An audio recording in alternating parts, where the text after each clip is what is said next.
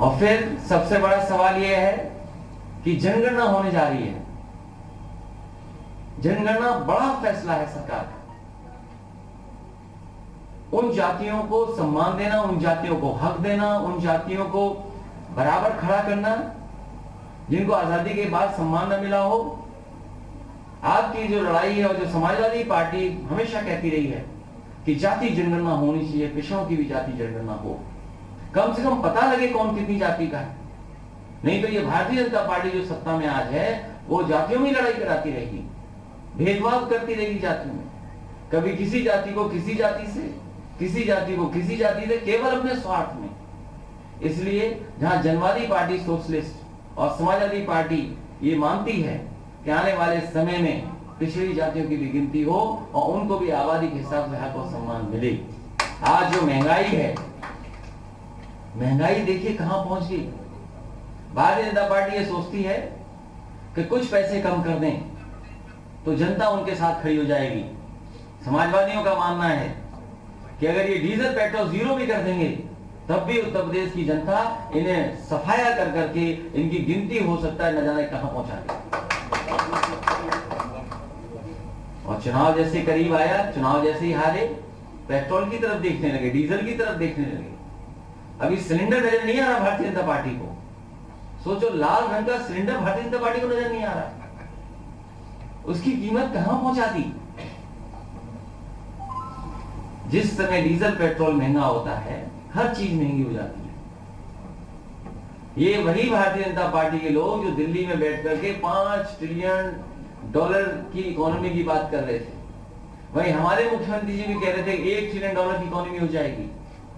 जब इतनी बड़ा प्रदेश है, इतनी बड़ी आबादी का प्रदेश है, यहां पर बड़ा इंफ्रास्ट्रक्चर काम हो सकता था, बिजली सस्ती हो सकती थी, महंगाई पे नियंत्रण लग सकता था, चीजें सस्ती होती, नौजवानों के लिए इन्वेस्टमेंट के बहाने नौकरी रोजगार मिल जाते थे। इस सरकार ने न केवल बाबा साहब भीमराव अम्बेडकर जी के सिद्धांत को नहीं माना है, वही डॉक्टर राममनोहर लोहिया जी का जो सिद्धांत था कि इनको हक और सम्मान मिल जाए, उस हक और सम्मान को भी छीना जा रहा है। चीजें बेची जा रही हैं, बाजार में हर चीज लगा दी है। कोई सरकार अगर चीजें बाजार में लग जाएगी तो कोई ना कोई खरीदने आ ही जाएगा। सब कुछ बेचना चाहती है सरकार, और ये सरकार बनी रही तो हो सकता है सब कुछ बेच करके सरकार को भी आउटसोर्स करके छोड़ के चले जाए। इसलिए हम सब लोगों को सावधान रहना है। मुझे खुशी है इस बात की कि जनवादी पार्टी सोशलिस्ट का आज अपना कार्यालय हो गया है, लखनऊ राजधानी में कार्यालय हो गया। ये शुरुआत है, और थोड़ा बहुत अगर सहयोग और भारतीय जनता पार्टी ने बेईमानी न की होती तो आपका लखनऊ में तो नहीं, दिल्ली में घर परमानेंट हो गया होता है।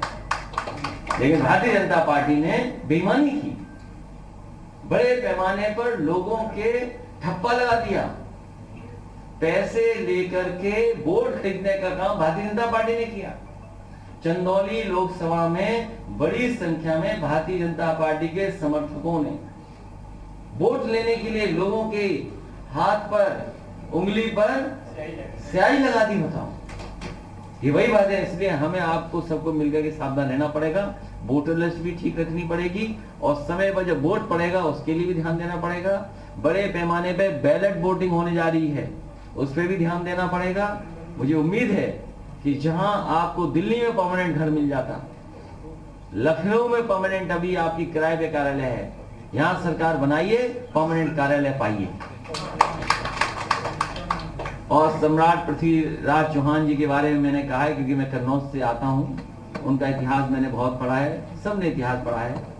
ऐसे कम सम्राट होते हैं, उनको सम्मान नहीं दिया गया है। समाजवादी लोगों ने हमेशा आपके समर्थन में कहा है कि अगर उनके सम्मान में हमें कोई बड़े स्थान पे, कन्नौज में तो करेंगे सम्राट पृथ्वीराज चौहान जी का सम्मान, अगर हमें ये पूर्वांचल समाजवादी एक्सप्रेसवे पे कहीं भी सम्मान करना पड़ेगा, उनकी प्रतिमा लगा करके, उनका म्यूजियम बना करके, या उनके इतिहास की जानकारी देने का काम करना पड़ेगा, तो हम समाजवादी लोग जरूर करने का काम करेंगे, जिससे कि जो खोया हुआ है इतिहास, खोया हुआ सम्मान वापस दिलाने का काम समाजवादी लोग करेंगे।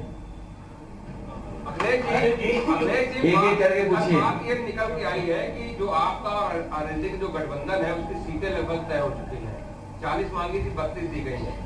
दिवाली का बता दें। दिवाली का बता दें। तो हम क्यों बताएं आपको? क्योंकि अगर आप हमारे मित्र हैं हम आपको बता देंगे, लेकिन मुश्किल है ना, आपके माध्यम से भारतीय जनता पार्टी जान जाएगी, इसलिए अभी नहीं बताएंगे। अच्छा, कांग्रेस का भी गठबंधन में आ रही, जिस तरीके से प्रियंका और जयंत की मुलाकात हुई लगभग 1 घंटे, तो क्या कांग्रेस भी आ रही? अगर किसी रेस्टोरेंट में हम किसी से मिलना तो कोई बात हुई? हाँ ठीक बात है, भूल गया था मैं। और मैं फ्लाइट से निकलूं बात कुछ और कह दूं तो? देखिए सर, रेस्टोरेंट में मिलने के बाद एक साथ जाना दिल्ली कुछ तो दर्शाता है, और अभी जो हम मिला है उसके लिए क्या दर्शाता है? एक न्यूज एजेंसी से बात करते हुए मुख्यमंत्री योगी आदित्यनाथ ने कहा है कि अगर पार्टी उनको कहेगी तो कहीं से भी चुनाव लड़ने को तैयार है। मुख्य विपक्षी दल आप हैं कि आप लड़ेंगे चुनाव? आप बाबा मुखर्जी जी को चुनाव नहीं लड़ना चाहिए, वो जा रहे हैं। आप अपना जाने वाले से क्या लेना देना? आप चुनाव लड़ेंगे? समाजवादी पार्टी ने तय किया है और समाजवादी पार्टी तय करेगी, और मैदान में चुनाव जब होगा तो चुनाव में होंगे मैदान में। ये क्या बात हुई, आप क्या कह रहे हो? लड़ेंगे कि नहीं विधानसभा चुनाव? पार्टी तय करेगी, और जब चुनाव मैदान में है तो चुनाव से पीछे कैसे हटेंगे हम लोग? क्योंकि जैसे ही हाँ को क्षेत्र पूछोगे क्षेत्र में बताइएगा, उस समय पर बताएंगे। आपके बयान को बार-बार उसको चलाया है, कई उसको सवाल उठाया है, जो आपने महात्मा गांधी और जिन्ना को लेकर कहा, उसका कॉन्टेक्स्ट क्या था? अगर आप एक बार क्लियर कर दो। नहीं, क्यों करें कॉन्टेक्स्ट? मैं तो कहूंगा ना कि दोबारा किताबें पढ़ लें, दोबारा किताबें पढ़नी चाहिए मोहल्ला इटावा में। और सबसे बड़ा सवाल ये है कि भारतीय जनता पार्टी ये बताए, क्योंकि हम लोग गोमती के किनारे बैठे हैं, जब डिफेंस एक्सपो लगा था तो इसी गोमती किनारे को सजाया गया था, सुंदर बनाया गया था, इसकी साफ सफाई की गई थी, फौज को दिखाने के लिए, जो इन्वेस्टर है उनको दिखाने के लिए हवाई जहाज, हेलीकॉप्टर, रोइंग, न जाने क्या क्या पानी की चीजें, बोट्स डाली गई थी। वो इन्वेस्टमेंट कहाँ है? वो इन्वेस्टमेंट कब आएगा? और यहीं पर सबसे बड़ा एक इन्वेस्टमेंट मीट हुई थी जिसमें न जाने कितने लाख करोड़ का ये कहा गया था कि इन्वेस्टमेंट आने वाला है, एमओयू हुआ है। आखिरकार कितने लोगों को नौकरी मिली, कितने को रोजगार मिला, कौन सा कारखाना लग गया? कम से कम बताएं। और मुझे उम्मीद है कि बड़ी तैयारी के साथ आजमगढ़ जाया जा रहा है, वो इन्वेस्टमेंट से कौन सा कारखाना लगा है वहां, ये बताएं। और पिछले 4.5 साल में कम से कम आजमगढ़ की जनता को, उत्तर प्रदेश की जनता को ये बता करके आएंगे कि क्या विकास किया है उन्होंने। और आप तो लखनऊ में रहते हैं, पत्रकार साथी, लखनऊ का विकास बता दो। जो स्टेशन समाजवादियों ने बनाई वही स्टेशन है, कोई नई स्टेशन नहीं बनी मेट्रो की। जहां तक मेट्रो जाती है, मेट्रो वहीं से लौट आती है। तो सर, महोला इटावा में मुख्यमंत्री आज जा रहे हैं एक जेल का उद्घाटन करने के लिए। महोला बहुत समाजवादियों का पुराना गढ़ रहा है। रंग बदलना, नाम बदलना, शिलान्यास का शिलान्यास करना, उद्घाटन का उद्घाटन करना, उसी सीरीज में एक और हो रहा है काम जो समाजवादियों का है, उसी का उद्घाटन होने जा रहा है। ये बहुत ही बेहतरीन जेल है, आरसीसी की बनी हुई है। इटावा की जेल छोटी पड़ गई थी, इसलिए बड़ी जेल बनाई गई थी। अच्छा है, जेल देख करके आ रहे हैं मुख्यमंत्री जी, अच्छा कर रहे हैं। और कम से कम उन्होंने जेल बनाई होती और कुछ ना बनाते, जेल ही बना देते।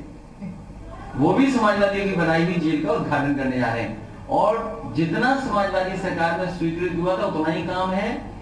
इटावा मैनपुरी से जो 4 लेन से जोड़ने वाली सड़क है जेल को, आप ताज्जुब करो इस बात को, सोचिए किस बात को, कि उस सड़क को भी सैंक्शन करने का काम समाजवादी कर रहे थे। अभी सड़क नहीं बन पाई है, सड़क में इतने गड्ढे हैं, गाड़ी गई कैदियों को लेकर के तो हो सकता है गाड़ी फंस जाए, तो कहीं कैदी ना भाग जाए वहां से। तो सड़क कब बनेगी उस जेल को जोड़ने के लिए? सर, आपके सहयोगी हैं ओम प्रकाश राजभर, उन्होंने 2 दिन पहले मुख्तार अंसारी से मुलाकात की और ये भी कह रहे हैं कि वो अपनी पार्टी से टिकट नहीं दे सकते। आपका कितना समर्थन रहेगा इस बात? ओम प्रकाश राजभर जी की पार्टी के साथ गठबंधन है, अभी टिकटों की जानकारी आपको नहीं है। वो ये कह रहे हैं कि वो मुख्तार अंसारी को अपनी पार्टी से लगा सकते हैं। अब ये शिवपाल जी कब आ रहे हैं साथ? लगातार पूरा सम्मान होगा, साथ आ रहता है। ये सरकार जा रही है। अम्बेडकर नगर का दौरा कल है सर एक बुढ़ाता है हमें।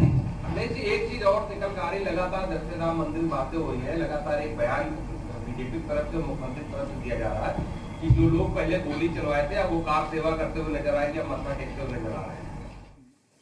तो इन दोनों ही बड़ी खबरों पर हमारी नजर लगातार बनी हुई है।